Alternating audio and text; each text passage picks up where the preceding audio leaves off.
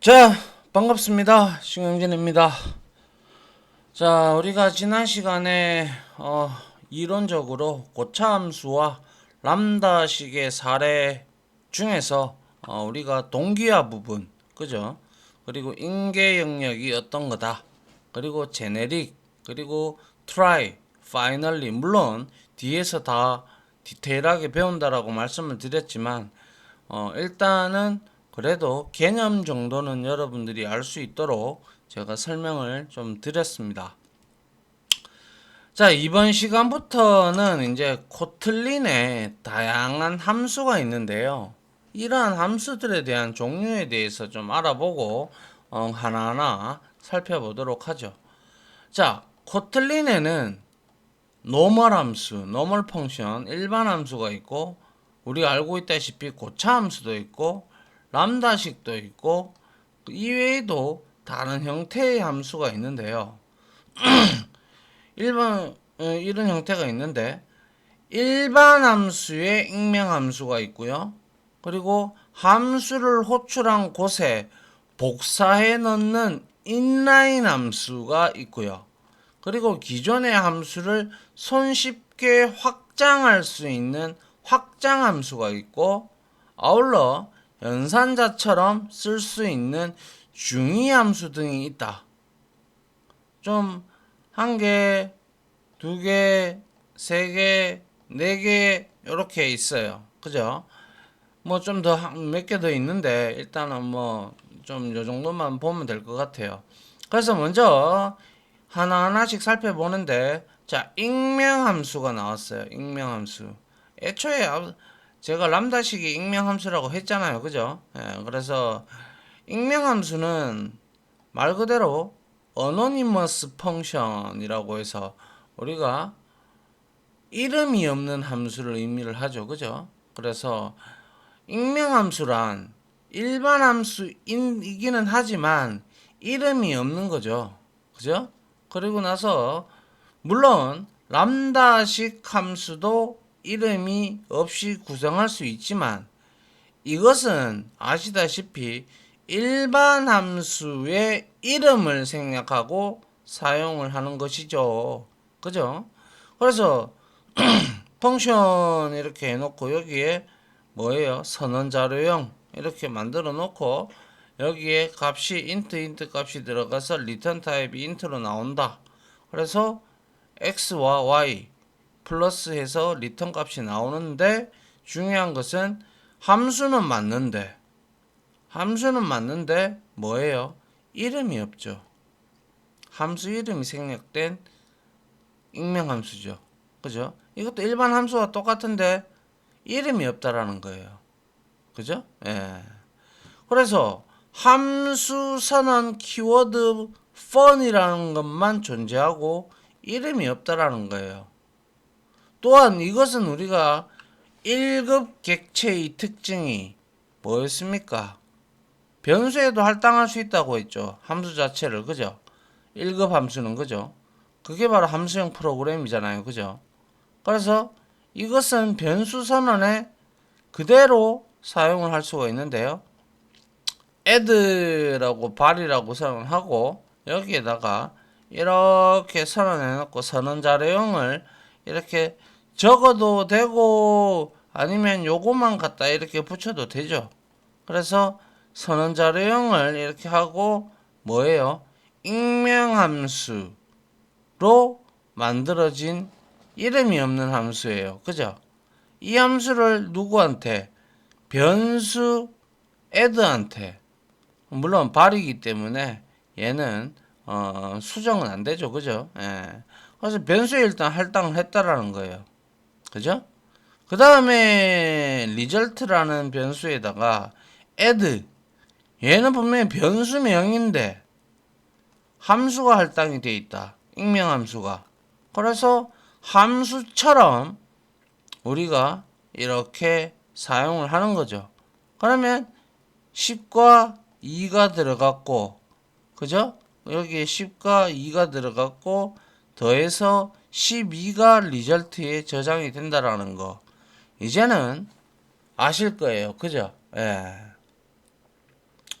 그래서 이 익명함수에서 선언 자료형을 람다식 형태로 써주면 변수 add는 람다식 함수처럼 add와 같이 사용할 수 있는 것이다. 만일 아시다시피 매개 변수의 자료형을 적어주면 선언부의 자료형은 생략할 수가 있죠. 그죠? 그래서 여기에 이렇게 적어도 좋고 적어주면 제일 좋고 이게 하나도 생략되지 않은 키워드잖아요. 근데 이거는 여기에 우리가 int를 붙여줬으면 앞에 선언 자료형은 우리가 구태여 만들지 않아도 된다라는 것이죠. 그죠? 물론 여기에 return 값을 int를 또 붙여주는 것도 가장 제가 여러분들한테 권장을 드리는 방법이다라고 말씀을 드렸죠. 아울러 이것을 또 람다식 표현법과 매우 유사하죠. 그죠? 그렇기 때문에 add에다가 우리가 이렇게 x int, y int 그리고 매개 변수가 두 개니까 화살표를 생략할 수 없고 이렇게 동일하게 만들 수 있어요. 다 해봤잖아요. 이거는 그죠? 맞습니까? 그래서 우리는 이름이 생략된 함수가 바로 익명함수다.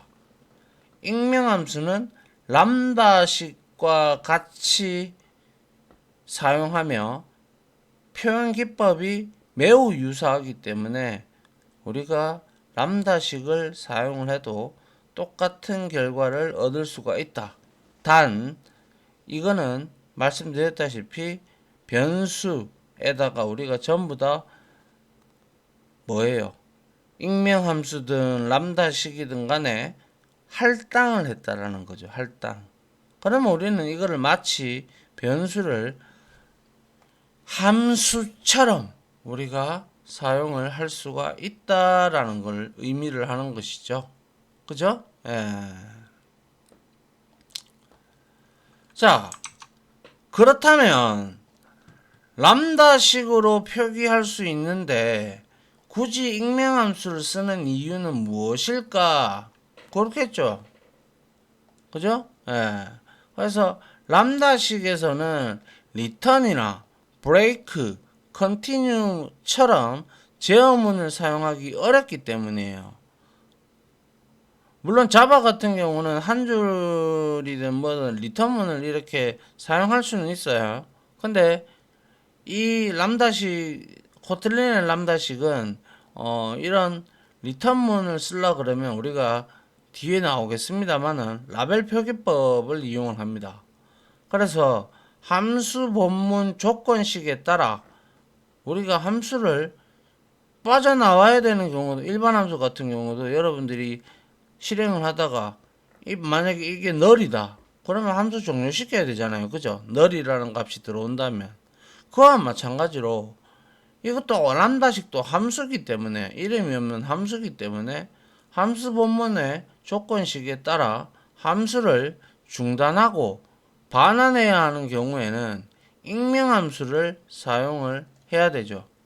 물론 람다식으로도 표현할 수 있는데 일부러 익명함수를 사용을 하면 코드가 읽기 어려우므로 알아서 둘 다 배워가지고 여러분들이 적재적소에 맞게 사용할 것을 권장을 드리는 거예요. 그러면 람다식의 본문에서 return을 사용하려면 어떻게 해야 할까? 아까 말씀드렸듯이 라벨이라는 게 있어요. 라벨은 이름표예요. 이름표. 그죠? 이름표 기법을 사용을 하면 된다. 람다식의 경우 return에 라벨 표기를 해야만 return을 사용할 수가 있는데요. 예를 들어 return하고 뭐예요 이거? 골뱅이다 그죠? 골뱅이하고 라벨 이름 형태로 우리가 라벨 이름은 람다식의 시작 위치에 라벨 이름 골뱅이와 같이 지정을 합니다. 어차피 뒤에 가면 디테일하게 나오니까 그때 보도록 하고요.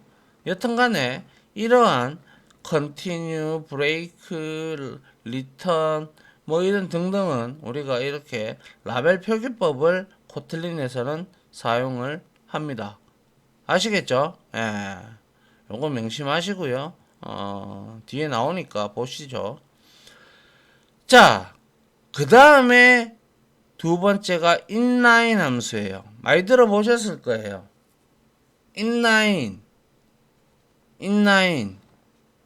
inline이라는 것은 함수가 외부에 선언이 되어 있는데 그 소스 코드들이 전부 다 본문에 복사되어진 형태의 함수를 우리가 inline 함수라고 칭을 합니다. 그래서 inline 함수는 이 함수가 호출되는 곳에 함수 본문의 내용을 모두 복사해 넣어 함수의 분기가 없이 처리되기 때문에 코드의 성능을 높일 수 있다. 그런데 이것도 장단점이 있어요. 한번 보시면 돼요. 그래서 inline 함수는 코드가 복사되어 들어가기 때문에 대개 내용은 짧게 작성을 합니다. inline 함수는 람다식 매개 변수를 가지고 있는 함수에서 동작을 또 합니다. 아시겠죠? 이 inline 함수는 람다식 매개 변수. 아시겠죠? 그래서 보통 함수는 호출되었을 때 통상적으로 우리가 뭐 펑션 1 이렇게 호출을 했다. 그러면 이제 그 함수가 또 다른 함수를 또 호출할 수 있잖아요. 그죠? 또 거기서 분기를 탈 수도 있고 여러 군데로 갈라질 수도 있고 맞잖아요. 그죠? 그래서 다른 코드로 분기해야 되기 때문에 내부적으로 기존 내용을 저장했다가 다시 돌아올 때 복구하는 작업에 우리가 스택에 함수가 쌓이면서 위에 게 실행이 끝나면 다시 돌아오고 호출한 곳으로 가고 다시 호출한 곳으로 가고 이런 식으로 해서 스택이 사용이 되어진다라는 거 이미 말씀을 수차례 드렸죠. 그래서 그러한 작업을 할 때도 프로세스, CPU와 메모리를 꽤 사용하는 오버헤드가 발생을 합니다. 물론 짧은 코드라면 이게 큰 오버헤드를 발생시키지 않지만 inline 함수라고 지정을 해놓고 거기에다가 수많은 코드 그리고 다른 함수로 또 분기되는 코드 이런 것까지 다 넣어놨다. 근데 그걸 inline 함수로 선언했다.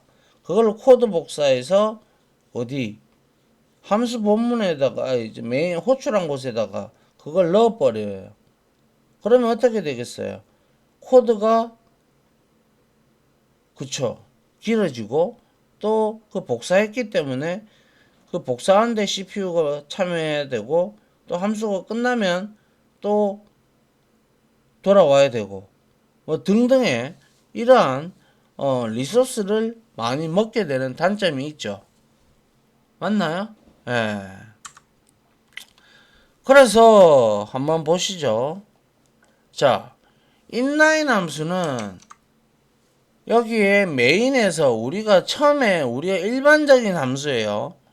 일반적인 함수 서브가 이렇게 있다면 얘가 그래서 뭐 ABC를 출력한다고 칩시다. 뭐 출력을 하든 아니면 이 코드가 있다고 칩시다. 그런데 메인 함수에서 서브 함수를 호출하면 우리는 알다시피 지금까지 알고 있다시피 가서 펑션을 서브를 실행하고 호출한 곳으로 다시 되돌아가서 이 밑에 내용을 다시 실행하다가 다시 또 호출해 가지고 그죠? 분기가 되잖아요. 분기. 그죠? 두 번 분기가 이루어지죠. 그런데 여기에는 inline이라는 키워드가 붙었죠.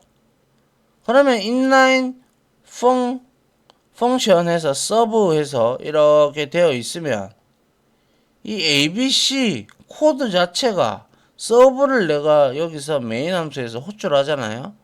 그러면 이게 코드가 짧으면 문제가 크게 안 되는데 코드가 길면 이 함수 안에 메인 함수 안에 있는 호출 함수의 복사가 돼 버려요. 복사가 inline이 붙어 있는 거는.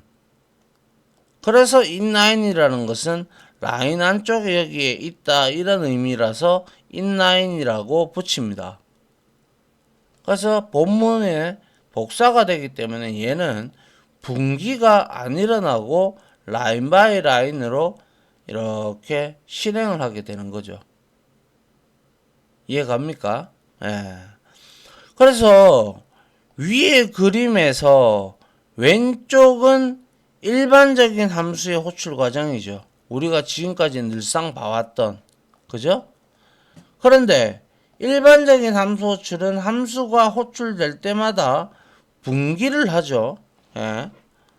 근데 오른쪽은 inline 함수의 호출 과정인데 inline 함수는 내용이 복사되어 메인 함수의 블록 코드에 들어가므로 분기 없이 흐름에 방해하지 않고 그냥 라인 바이 라인으로 실행을 하는 거예요.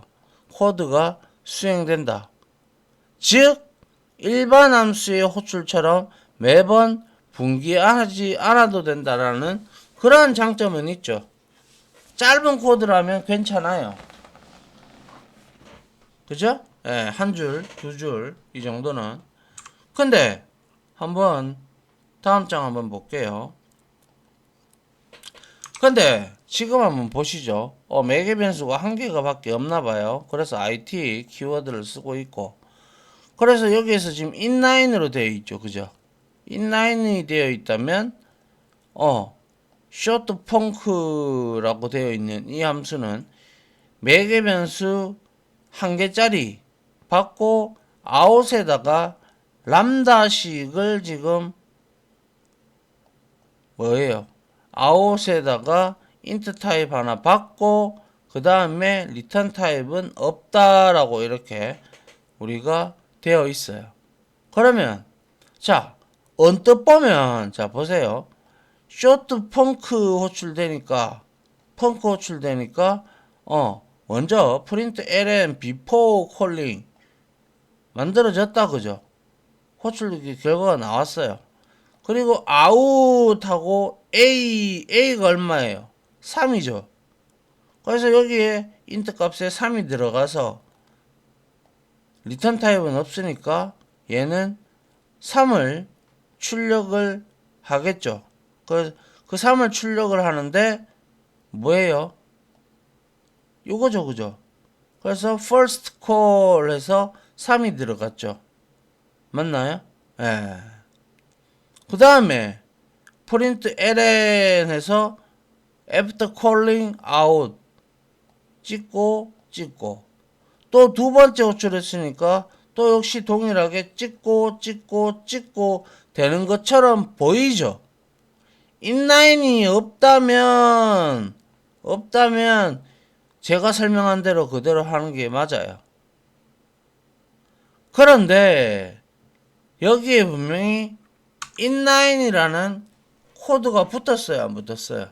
붙었죠. 그러면 여기에 있는 내용들이 어디에 메인 함수에 있는 short 펑크 여기 안에 다 복사가 되어 들어가지는 거예요. 우리가 눈으로 보면 언뜻 보면 그냥 함수 호출한 거하고 똑같은데 이래 되거든요. 맞잖아요, 그죠? 그래서 언뜻 보면 코드상에서 short 펑크 함수가 두 번 호출되는 것처럼 보이죠? 그렇게 실행이 되고 있고. 근데 이거를 우리가 예전에 한번 봤죠. 코틀린 코드로 우리가 작성을 했던 거를 역컴파일을 해보면, 그러니까 바이트 코드를 찾아 들어가 보면 자바 코드가 나왔던 거 기억하시죠? 그죠? 그거를 역컴파일을 해보면 short punk라는 함수의 내용이 복사된 것을 알 수가 있는데 역컴파일된 내용을 한번 살펴보도록 할게요. 알겠죠? 예, 보십시다. 자, 코드를 역컴파일 하기 위해서는 우리가 인텔리제이 플랫폼에서 툴즈에 보면 코틀린의 쇼 코틀린 바이트 코드 좀 오래된 이거를 우리가 제가 강의를 한 지 좀 시간이 흘러서 잊어버렸을 수도 있을 거예요. 근데 이렇게 해서 우리가 들어갈 수가 있어요. 메뉴가 있어요. 그래서 선택을 해서 코틀린 바이트 코드 창에서 디컴파일이라는 버튼을 우리가 클릭을 딱 하면 역컴파일된 내용을 볼 수가 있는데 역컴파일된 파일이 왜 닷자바겠어요? 닷자바겠어요. 그런데 자바든 코틀린이든 이러한 코드들이 나중에 바이트 코드로 만들어지는 거는 클래스 닷 클래스 파일로 만들어져요. 이게 바이트 코드 파일인데 이게 010101 기계어로 되어 있고 닷자바로 되어 있는 거는 이제 왜 코틀린도 JVM의 자바 버추얼 머신 가상 머신에서 수행되고 있기 때문에 내부적으로 자바 코드와 동일한 실행 문맥을 가집니다. 그래서 파일 이름은 inline function decompiledjava와 같이 뭐 자동으로 이거는 뭐 제가 뭐 이름을 다르게 줘도 뭐 약간씩 차이가 나겠죠. 그래서 여기에서 컴파일러 버전에서 약간씩 차이가 나는데 여기 한번 보세요. 여기 보니까 우리가 앞에 내용을 보세요. 앞에 내용을 봤을 때 쇼트펑크 두 번 호출됐죠. 그죠? 그리고 나서 이 내용을 보세요. 그래서 여기에 이거 출력됐고 이거 출력됐고 이거 출력됐어요. 그죠? 그러면 여기에서 역컴파일 된 거 보세요. 여기서부터 복사가 돼요. 그죠? 그리고 나서 뭐예요? 바2에다가 before calling out 해서 이거 출력했죠. 바2. 그리고 뭐예요? $a 해서 여기다가 값을 3을 미리 줘놓고 찍었고 그리고 바4 찍었죠. 그죠? 방금. 그 다음에 얘도 마찬가지 요렇게 찍었어요. 얘도 두 번째 호출할 때는 두 번째 복사가 이루어지죠. 이렇게 복사가 이루어진다라는 거예요. 아시겠어요? 그래서 여건 파일 내용이 여러분들이 해석하기 힘들어요. 참고로. 근데 딴 거 볼 필요 없고요. 여러분들 여기서 지금 동일한 작업을 하고 있잖아요. 그죠? 우리가 쇼트펑크의 내용이 여기에 그대로 메인이잖아요. 메인에 이렇게 들어가 있죠. 그쵸? 그래서 역컴파일 결과에서 무언가 이상한 코드가 많이 보이지만 모두 무시하고 쇼트펑크의 내용을 메인의 본문에서 찾아보자. 쇼트펑크에 있던 내용이 메인 블럭 안에 이렇게 두 번이 복사가 되어진다라는 것을 우리가 확인할 수가 있죠. 꼴랑 세 줄인데 앞에 함수가 꼴랑 세 줄인데 역컴파일에서 들어간 내용 소스 코드의 내용은 이렇게 많아진다라는 거예요. 그래서 짧은 코드는 뭐 크게 상관은 없겠습니다만은 계속 inline 함수를 호출한다. 그러면 파일 크기가 참 많이 커지겠다. 그죠? 이해돼요? 맞습니까? 예. 그래서 이와 같이 두 번이나 복사가 되어지는 것을 우리가 볼 수가 있는 거죠. 이게 바로 inline 함수예요. inline 함수. inline 함수를 쓰게 되면 호출한 곳에 이렇게 메인 함수가 되겠죠.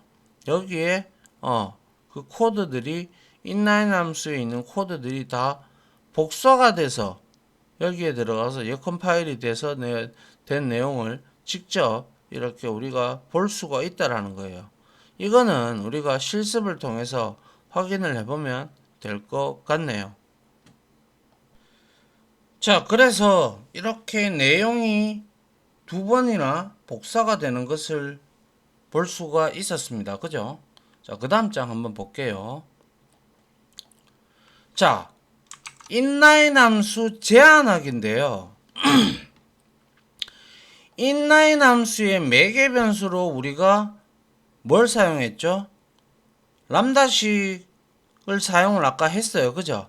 근데 람다식의 코드가 너무 길거나 혹은 inline 함수 본문 자체가 너무 길면 컴파일러에서 성능 경고를 할 수가 있겠죠. 야, 니 지금 너무 많은 내용을 inline 함수로 만들었다. 차라리 그럴 거면 함수로 돌려라. 이렇게 내용이 나올 수가 있단 말이죠. 왜? 그만큼 복사가 되니까 말이죠. 맞습니까?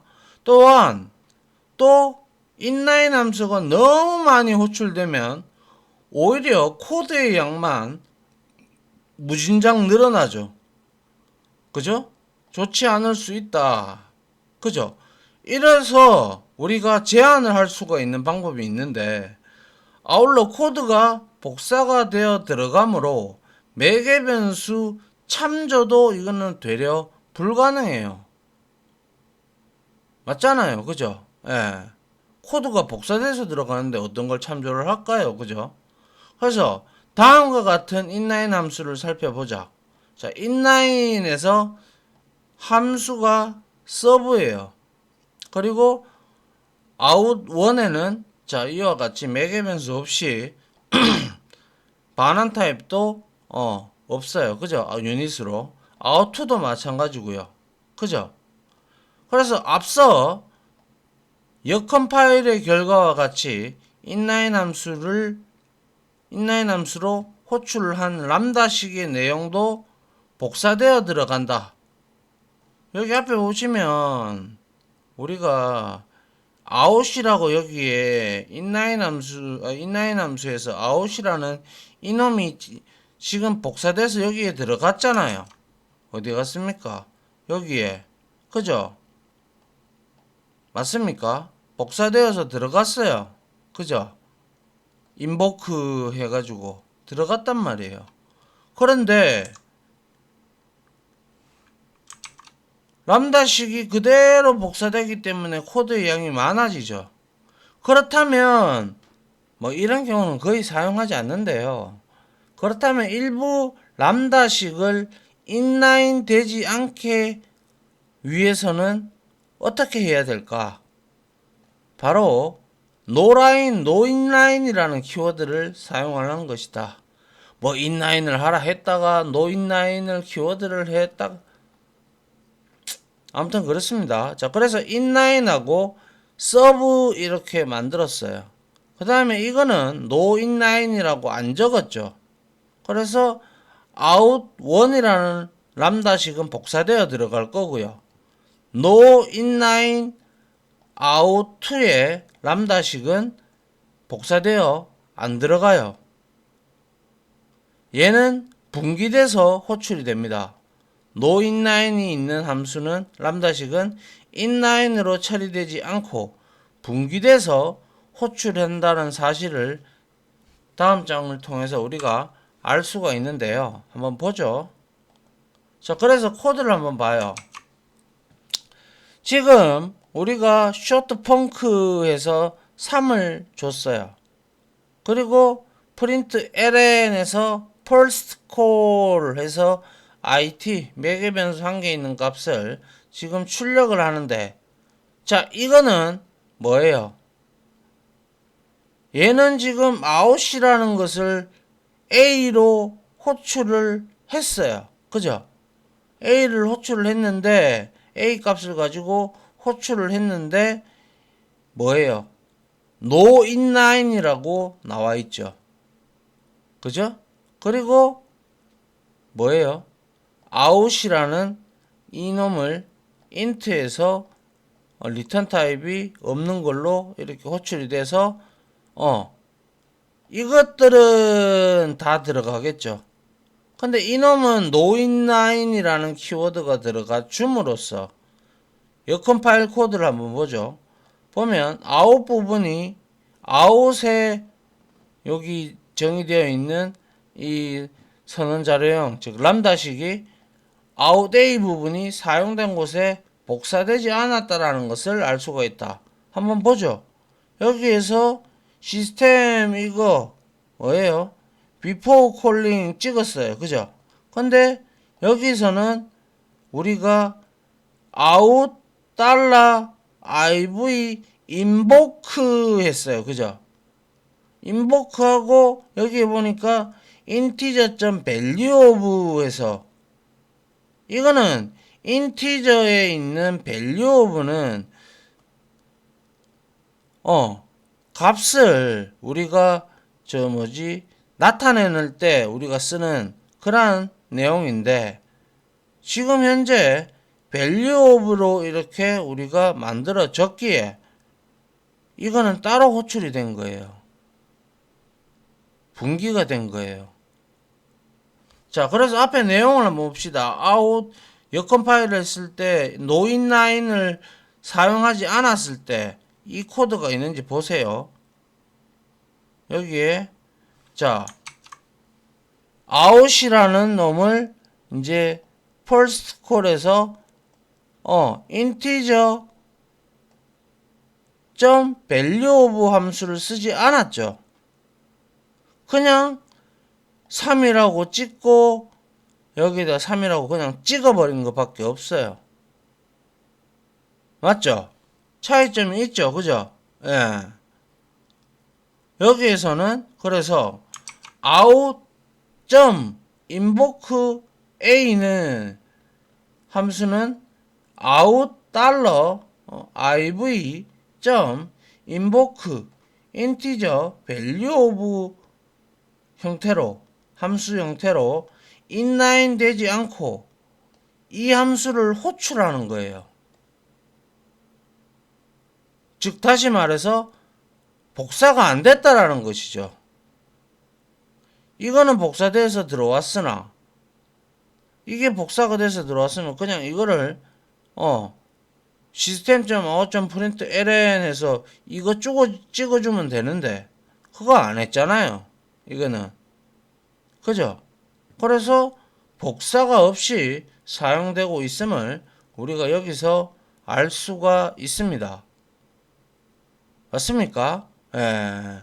이게 바로 inline 함수를 제한할 때 no inline이라는 것을 써서 우리가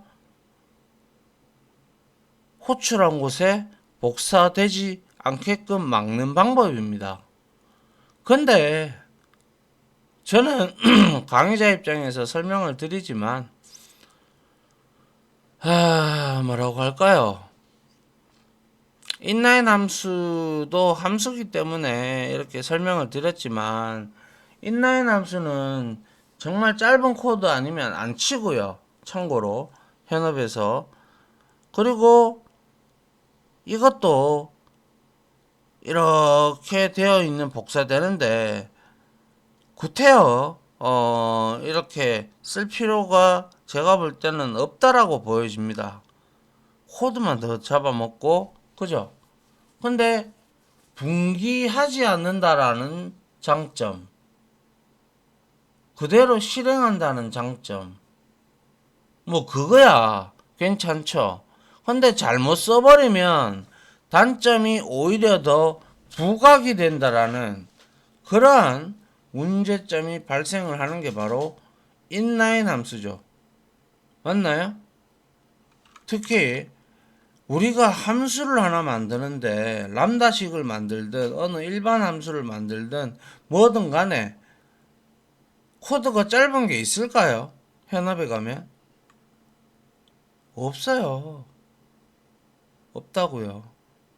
그렇기 때문에 이거는 여러분들한테 어디까지나 강의자 입장으로서 이러한 내용이 있기 때문에 그냥 저는 설명을 드리는 거고, 현업에서는 솔직히 말씀드려서 제가 자바도 마찬가지지만은 이런 형태의 코드는 없어요, 자바에는. 그러니까 뭐 어떻게 보면 짧은 코드라면, 아주 짧은 디테일하게 짧은 코드라면 차라리 클래스를 만들어 가지고 우리가 사용하는 게 홀랐지. 이거는 제가 볼 때는 좀 물론 뭐 복습도 하고 또 실습도 해보겠지만은 현업에서 딱 봐도 여러분들이 딱 봐도 안 쓰게 생겼죠. 예. 근데 뭐 저는 강의자 입장이니까 이렇게 설명을 드렸습니다. 알겠죠? 예. 그렇다고 해서 이 내용이 중요하지 않다라는 말은 제가 할 수가 없네요. 왜냐하면 이렇게 쓰시는 분들이 있으니까 이런 내용이 강의 내용이 나온 거잖아요. 그죠? 그러니까 남들이 이렇게 인라인으로 선언하고 또 노인라인으로 이렇게 해놨다. 그러면 최소한 볼 줄은 알아야 되겠죠. 자기는 그렇게 비록 설사 짜지면 않더라도. 그죠? 예. 그것 때문에 볼 수가 있다라는 것이죠. 네, 여기까지 마무리하고요. 다음 시간에는 우리가 앞에서 배웠던 뭡니까? 익명함수 말고 요거 그죠? 잠금하는 거, 락 외제 그죠? 동기화 이것도 한번 해보고, 그리고 이번 시간에 배웠던 이 내용도 같이 한번 여러분들하고 해보도록 할게요.